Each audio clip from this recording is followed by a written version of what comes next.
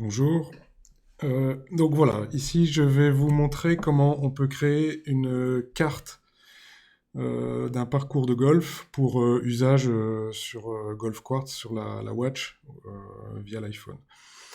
Donc pour créer une carte, on a besoin de l'application Golf Quartz Mapper sur le Mac.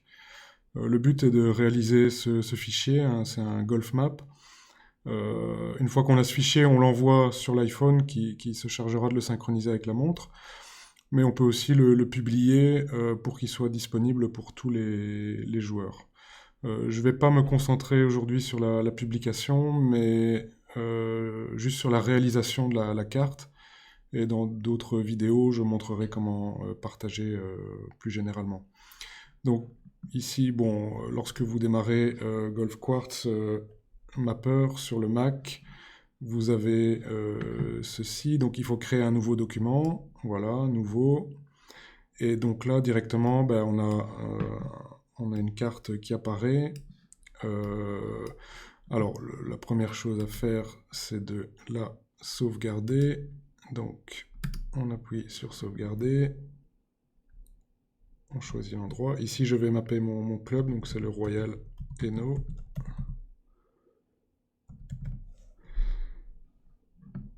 Et je fais enregistrer. Voilà. Donc, globalement, ben, il y a les informations générales sur le club, donc adresse, les infrastructures, etc. Donc ça, je vais couvrir en détail. Et ensuite, il y a la configuration vraiment des parcours. Donc c'est la colonne ici à gauche qui montre comment bah, créer chacun des trous et leurs informations. Donc première chose à faire ici, c'est bon, déjà de mettre le nom du golf. Donc il faut un diminutif, RGCH. Non, pardon. Il faut le nom du club. Donc c'est le Royal Hainaut. Un diminutif, RGCH. On a besoin des deux noms parce qu'en fonction de l'endroit où ils apparaissent dans les applications, bah, parfois c'est le petit nom, parfois c'est le grand nom. L'adresse, donc ça va nous permettre de le localiser sur la carte directement. Donc ici c'est rue de la Verrerie, numéro 2, 7050 Herbizel.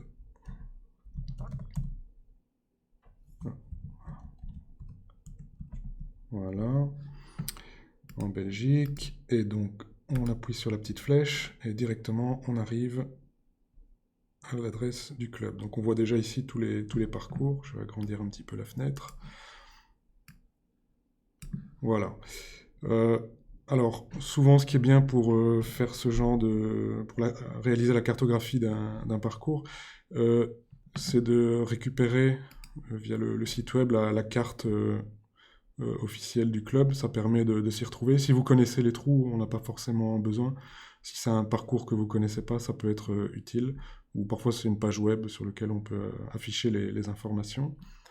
Donc ici, bah, c'est bien le bon parcours, si ce n'est que le nord, je vais mettre le nord vers le haut pour que ça corresponde. Donc ici, je vais faire tourner. Voilà. Voilà, comme ça, j'ai le nord au-dessus. Et donc, ça correspond un peu mieux à ce qu'on voit ici. Donc, je vais les mettre tous les deux dans la même fenêtre. Voilà. Et donc, on voit ici le practice hein, sur la droite qui correspond bien ici. Donc je vais directement enchaîner sur le mapping des infrastructures. Donc ça, c'est pas forcément nécessaire, mais ça sera sans doute utile pour des futures fonctionnalités de l'application. Donc ici, simplement, bah, je vais indiquer le practice qui est là. Voilà, je vais dire que c'est le practice. Je vais zoomer un petit peu. Le clubhouse, il est ici. Donc voilà. Ici, on va indiquer clubhouse. Le parking, voilà, on peut l'indiquer. Hop. Parking. Voilà, donc là on a déjà une idée des infrastructures sur le club. Ensuite, alors là ça c'est important, donc il faut choisir la configuration. Donc ce parcours-ci c'est un 3 x 9 trous. Donc on a les bruyères, Quesnoy et les étangs. Et ces 9 trous peuvent être combinés de- comme on veut en fait. Donc on peut jouer n'importe quel 9 premiers trous avec le suivant. Et donc c'est important au niveau de l'application de les regrouper en tant que 9 trous individuels. Et l'application sur la montre se chargera de proposer des combinaisons en fonction de l'endroit où vous vous trouvez quand vous démarrez la partie. Donc si vous êtes au numéro 1 des bruyères, bah, l'application va proposer les combinaisons bruyère-quesnoy, bruyère-étang, ou alors bruyère tout court. Euh, Si c'est un parcours 18 trous que vous mappez, donc c'est important, c'est sans doute important de le séparer en 2 fois 9 trous, donc bah, l'aller et le retour, parce que si on est capable de jouer ce parcours en tant que 9 trous, s'il est uniquement cartographié en 18 trous, vous ne pourrez pas choisir les 9 premiers ou les 9 derniers, donc il faut séparer les 9 premiers des 9 suivants. Si par contre on est obligé de jouer les 18 trous systématiquement, bah, là on peut directement réaliser le mapping en 18 trous, mais donc voilà, il faut bien réfléchir à ça, c'est important. Euh, il y a aussi une possibilité, donc si c'est imaginons un golf de 36, 54 trous, donc toutes les combinaisons de parcours de 9 ne peuvent pas être jouées les unes avec les autres, donc, et donc là on peut définir ce qu'on appelle des affinités ici, donc, mais ça je ne vais pas le couvrir maintenant, ça sera pour une prochaine vidéo.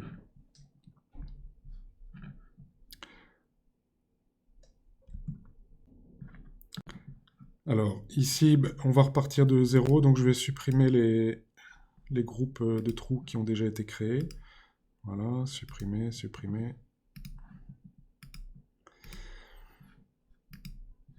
Et donc on va les créer ici directement. Donc je vais faire les 3 parcours. Donc il y a Bruyère,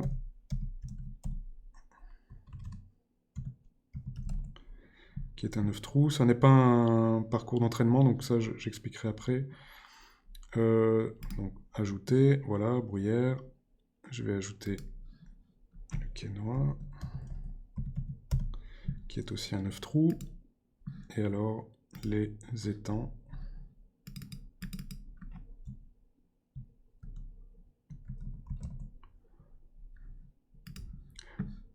Alors on a aussi ici donc un peu à cet endroit-ci. Donc c'est un parcours, ce sont les genêts, un parcours d'entraînement. Donc il y a 5 trous, ce sont des mini par 3.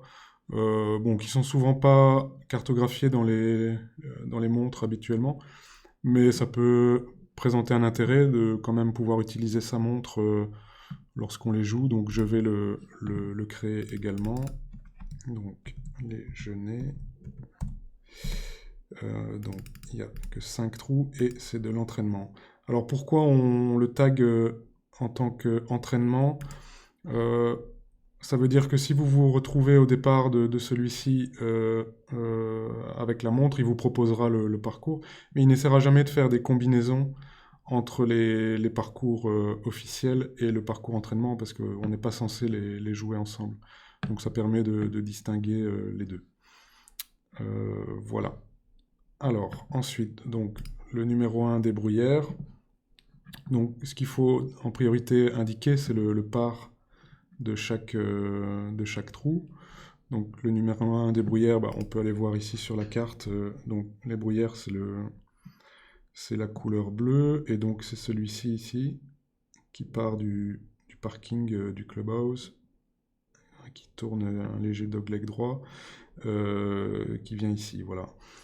Et donc, ben, je vais le repérer. Donc, après, c'est très simple, hein. Donc, on indique le par 5 et on identifie son départ. Donc, c'est celui-ci, ici. Donc, il ne faut pas hésiter à zoomer. Le zoom est important parce que quelques points ici, ça peut vite représenter quelques mètres.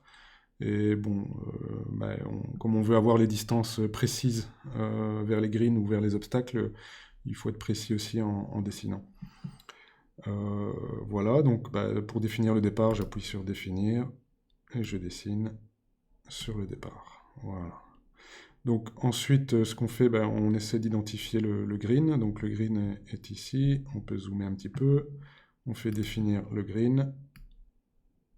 Voilà. Alors, toujours dessiner dans le sens du parcours. Donc quand on fait le départ, c'est des blancs vers les rouges, donc du plus lointain vers le plus proche.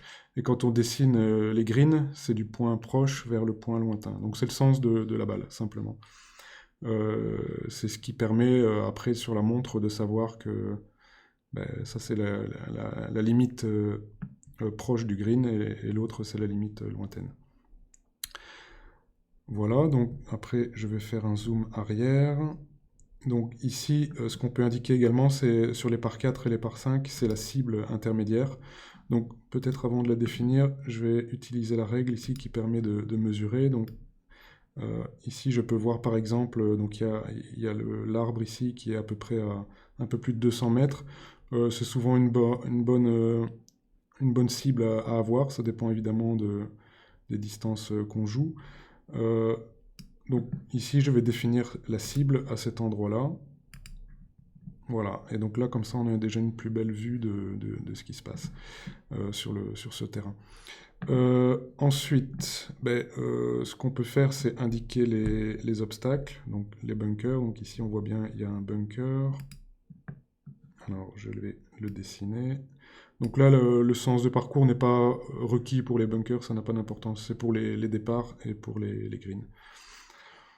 Donc le bunker là a été fait. Donc on peut aussi passer sur la carte symbolique. Donc parfois ça aide.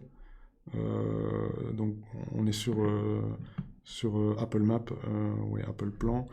Donc ils ont déjà répertorié certains objets. C'est pas toujours 100% précis, mais quand ça a été réalisé, ça nous donne peut-être plus de facilité pour identifier les éléments. Donc on passe de l'un à l'autre comme ceci. Voilà. Donc là, le premier trou est fait, donc vous voyez, ça va assez vite. Je ne vais pas parler, ça ce sont les variantes. Ça permet par exemple, si on est en green d'hiver, on peut avoir une modélisation des greens d'hiver en parallèle de la modélisation normale, et on choisit alors sur la montre la configuration du jour. De même, on peut avoir des cibles personnelles. Donc si on tape à 300 mètres, on peut mettre des points à 300 mètres. Ou inversement. Voilà, donc ensuite je vais directement attaquer le trou 2. Donc le trou 2, on peut aller voir ici. Donc ici c'était le 1. Le 2 démarre ici et termine ici. Donc c'est un par 4. Et donc on va l'identifier sur le plan. Donc voilà, le départ c'est ici. Alors, ce qu'on peut faire ici directement, donc je clique sur le trou 2, je l'indique en par 4. On peut utiliser les raccourcis clavier. Donc ça permet d'aller plus vite sur le mapping. Donc les départs sont les T, donc il faut appuyer sur T simplement. Voilà, et donc là on passe en mode dessin T, voilà, c'est fait. On recherche le green est ici, on appuie sur G, voilà, et le green est fait. Les bunkers, donc c'est sur B, bunker, voilà, bunker, B. Et alors ensuite, on indique la cible. Donc la cible, on se met approximativement à 200 mètres. Donc moi je le connais ce parcours, donc je sais que c'est plus ou moins à la hauteur du bunker ici. Donc j'appuie sur C et j'indique la cible. Donc on peut faire un zoom arrière pour voir l'ensemble. Et voilà, donc le trou 2 est fait. Donc vous voyez, ça va très vite. Globalement, pour faire un 18 trous, si on le connaît déjà, il faut un quart d'heure, 20 minutes. Si on ne le connaît pas et qu'on doit à chaque fois regarder sur une carte, ça prend peut-être un peu plus de temps.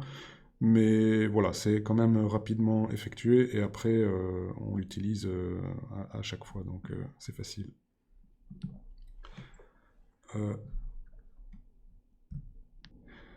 Donc un autre élément dont je dois parler, c'est la gestion et la correction des erreurs. Donc il faut savoir que s'il y a des erreurs qui ont été faites, par exemple un green dessiné à l'envers, ou un départ dessiné à l'envers, ou des objets mal positionnés, l'application est capable de détecter ces erreurs et de les indiquer. Un parcours qui contiendrait des erreurs ne sera pas accepté sur l'iPhone ou sur la Watch. Donc il est important de les corriger avant d'envoyer le fichier. Donc ici simplement, donc, vous voyez, il y a l'icône ici avec le point d'exclamation. Donc ça indique qu'il y a des erreurs. Donc sur les trous suivants, ils n'ont pas encore été dessinés, donc ça veut dire qu'il y a des erreurs qui existent déjà. Donc le départ doit exister. Donc ça c'est l'erreur typique. Ça veut dire le fichier est incomplet, on ne peut pas l'envoyer. Mais je vais vous montrer, je vais introduire une erreur sur le trou 2 ici. Donc je vais refaire le green, je vais le dessiner à l'envers. Donc je rappuie sur G pour le redessiner et je le dessine dans le sens inverse de la balle. Et donc là, vous voyez déjà, il met le proche à l'arrière et le lointain à l'avant. Donc ça, on le sait, c'est une erreur. Mais donc l'application ici le détecte. Donc elle dit le green est inversé. Et donc vous ne pourrez pas utiliser ce fichier tant que cette erreur n'est pas corrigée. Pour la corriger, il faut redessiner le green. Donc on rappuie sur G et on redessine du proche vers le lointain. Voilà. Et donc là, l'erreur est corrigée, le symbole disparaît et le fichier peut être envoyé. Lorsque vous avez terminé le mapping, donc là je vais faire un zoom arrière, donc on voit tout le parcours a été réalisé. Donc on a les bruyères ici en blanc, le quinoa, voilà, 2, 3, etc. Les étangs,